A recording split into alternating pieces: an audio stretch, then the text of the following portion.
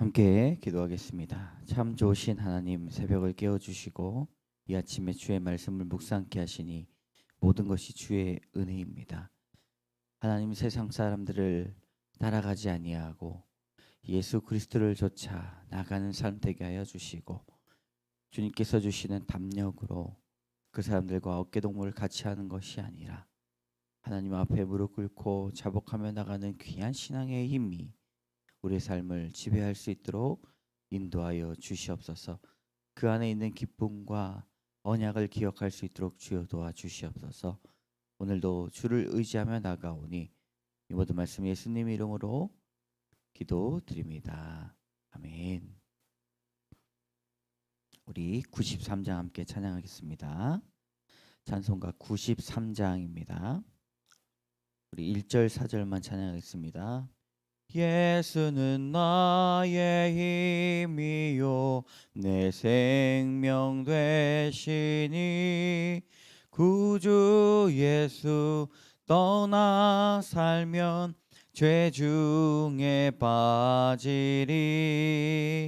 눈물이 앞을 가리고 내 맘에 근심 쌓일 때 위로하고 힘주실 이 주 예수.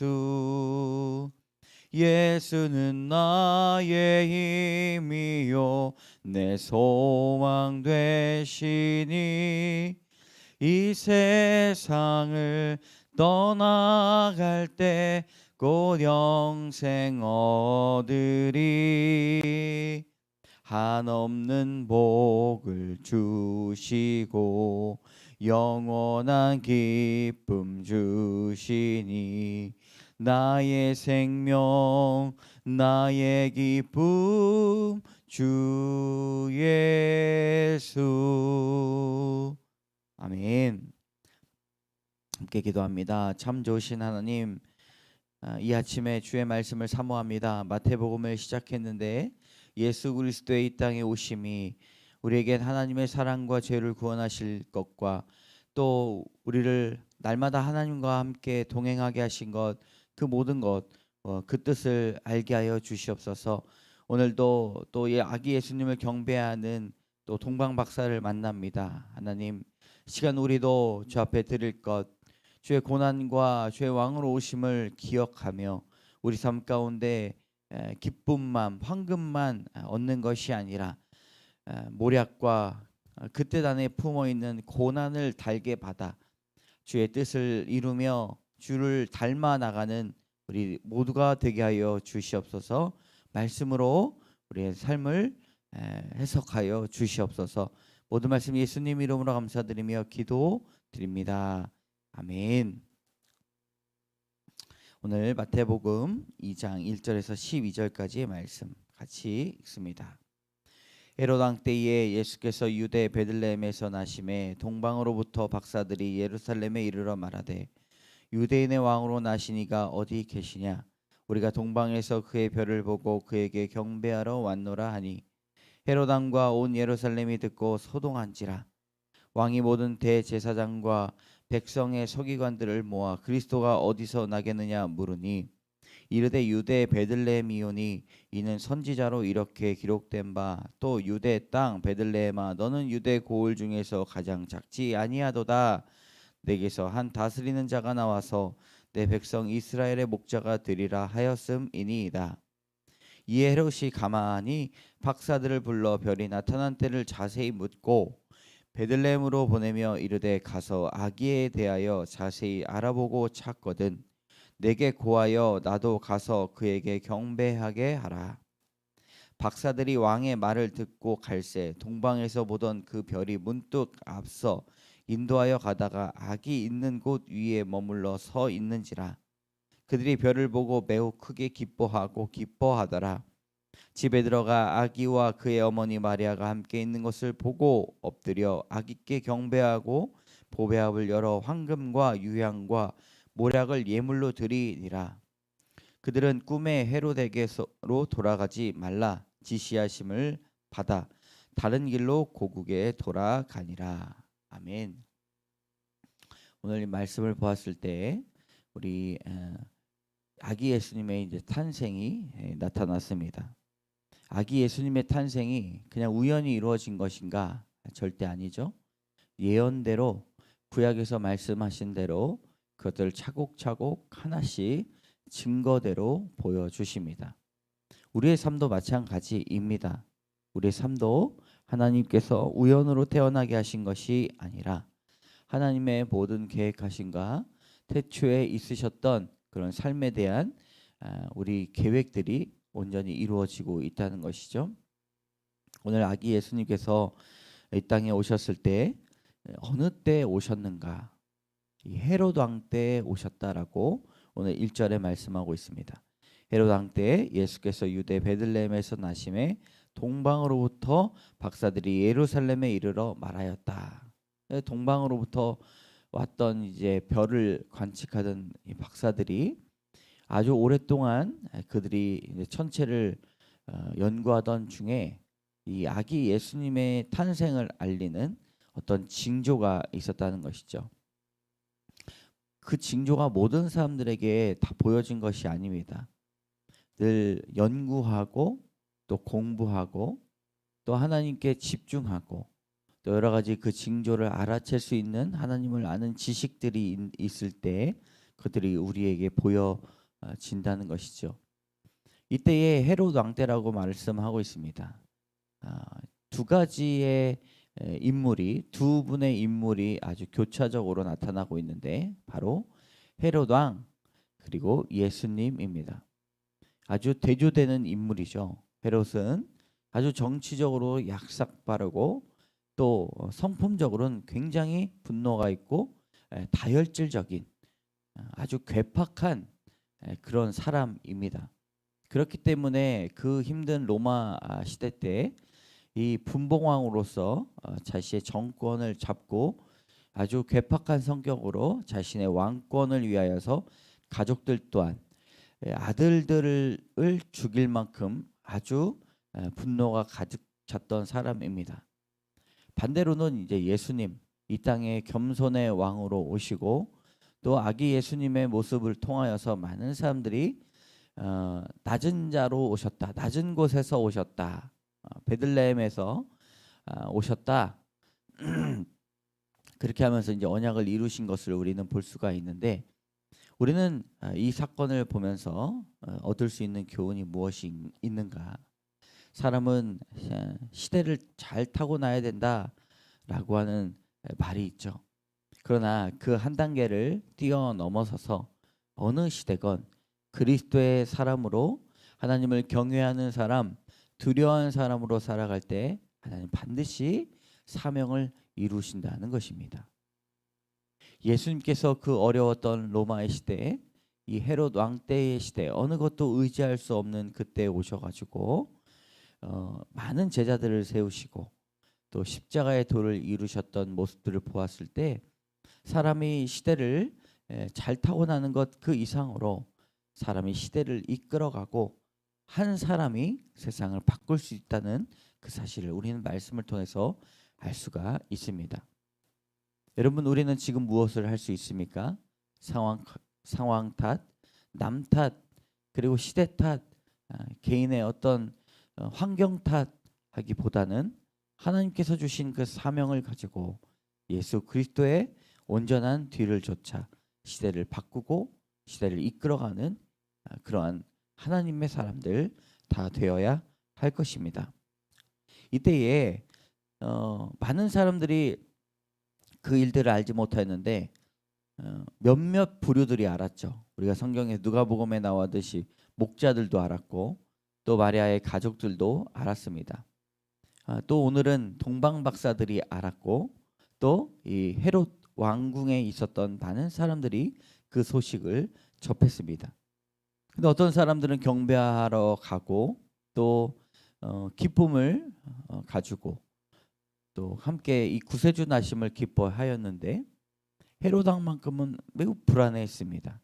자신의 왕권을 해칠까 또 빼앗을까. 이 사람은 왕으로 살았지만 참으로 불행한 삶을 살았다라고 볼 수가 있습니다. 매일같이 불안해하고 매일같이 근심하고 매일같이 염려하였던 것이죠. 그래서 자꾸 박사들에게 물어보았습니다. 선지자들에게 물어보고 대제사장들 백성의 서기관들에 모아서 그리스도가 어디서 나겠느냐라고 사절에 나오고 있는 것이죠. 경배하기 위하여 묻는 것이 아니라 또 죽이려고 또 압제하려고 아주 머리가 그쪽으로 이제 비상한 것이죠. 우리의 세계관, 우리의 가치관, 우리의 사고방식이 늘 하던 대로 우리가 이루어지면 안 됩니다. 한 번은 아래서 깨어 나오고 유리천장을 뚫고 나와야 이 성경적 세계관을 우리는 가질 수 있다는 것입니다. 불안이 찾아왔을 때 날마다 불안해하고 자녀들이 걱정 근심이 될 때 날마다 똑같이 걱정 근심을 하고 또 사업이 어려워질 때 날마다 걱정하고 근심하고 똑같이 불안해하고 염려하는 것이 아니라 하나님 앞에 엎드리고 우리가 대처하는 방식, 사고하는 방식이 달라져야 한다는 것입니다. 그래야 하나님께서 우리 마음 가운데 말씀하시고 기도를 통해서 응답하시고 하나님 앞에 먼저 묻고 무엇이든지 하나님 앞에 무릎 꿇고 내어놓을 때 하나님께서는 우리에게 반드시 말씀하신다는 것이죠. 우리 9절에 보면 이제 동방에서 왔던 박사들이 성경에서는 몇 명인지 나오지 않지만 특별히 우리가 일반적으로 3명이다, 4명이었다 뭐 그렇게 이제 이야기를 하는데 그 근거가 되는 것이 황금과 유향과 모략입니다. 3명인지 4명인지는 잘 알지 못해요. 그런데 드려졌던 이 선물이 여러 개였습니다. 황금은 왕으로 오신 것, 유향은 또 제사장으로 오신 것, 그리고 예물은 그 고난 받으실 십자가의 고난을 예표하는 것이다라고 오늘 이제 본문 해설에 나오는데 참 의미가 있습니다. 특별히 황금과 유향과 모략을 드렸던 그 동방의 박사들이 그 손을 통하여서 하나님의 예표를 드러내게 하셨다. 우리가 하나님 앞에 드림이 되었던 것 나중에 깨닫고 보면 이 뜻이 있었구나. 드리는 것조차도 우리의 힘으로 할 수 없구나. 하나님께서 드리게 하셨구나. 우리가 하나님 앞에 집중하면 드리는 것조차 성령의 감동하심이 돼서 예표가 된다는 것이죠. 우리가 필요한 것들을 저 사람에게 채우는 것이 아니라 하나님께서 하시고 우리를 통하여 일하게 하신다는 것 귀한 은혜입니다. 또한 황금을 드렸다. 우리는 오늘 이제 보니까 자녀들에게 황금만 주기를 했다는 이 이명우 씨의 국상 간증이 있지 않습니까? 이런 간증이 참 귀한 것 같아요. 박사들이 아기 예수께 드린 황금과 유향과 모략은 각각 왕권과 제사장 되심과 고난과 부활을 의미한다고 합니다. 저는 그 중에서 자녀들에게 황금만 주려고 했습니다. 자녀들에게 그저 좋은 환경만 제공하려고 했습니다. 이렇게 이제 끌어오는 것이죠. 참 귀한 간증인데 황금만 주는 것이 아니라 이 제사장의 직분, 믿음을 주는 것, 그리고 교회에서 주도권을 가지고 교회를 세워나가게 하는 것, 또한 고난을 받는 것. 이게 고난이 축복이라고 말씀하고 있습니다. 주 예수 안에서 받는 고난은 축복이다. 그런 것들을 고난을 받으면서도 예수님을 생각하고 하나님을 생각하고 하나님과의 그런 동행하심을 고백하는 것 자녀들에게 그리고 우리의 삶 가운데 얼마나 귀한 일인지 하나님의 일하심을 말하는 것이 얼마나 귀한 일인지 부부간의 관계에서 하나님의 일을 하심에 간증하고 친구들을 만나가지고 예수 그리스도를 전하고 하나님께서 하셨던 것을 전하는 것이 얼마나 귀한 일인지 우리가 이 시대의 동방박사가 되어야 할 것입니다. 그 시대에 예수님의 나심을 많은 사람들이 알지 못하였습니다. 그러나 언제나 뜨인 감성으로, 뜨인 지성으로, 뜨인 이성으로 예수 그리스도의 오심을 기억하며 예수님을 경배하고 또 그들이 드림이 된 것은 그리스도의 사역을 예표하는 일들이 일어나게 됐다는 것이죠. 여러분, 우리는 어떠한 삶을 살고 있습니까? 하나님 앞에 드려지는 삶, 하나님을 경배하는 삶, 아니면 이 시대를 주도하는 삶을 살고 있습니까?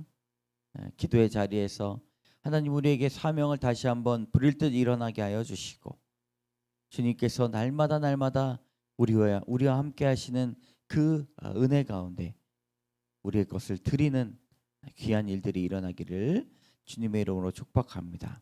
오늘도 헤로당 시대이지만 이 시대가 헤로당 시대 아닙니까?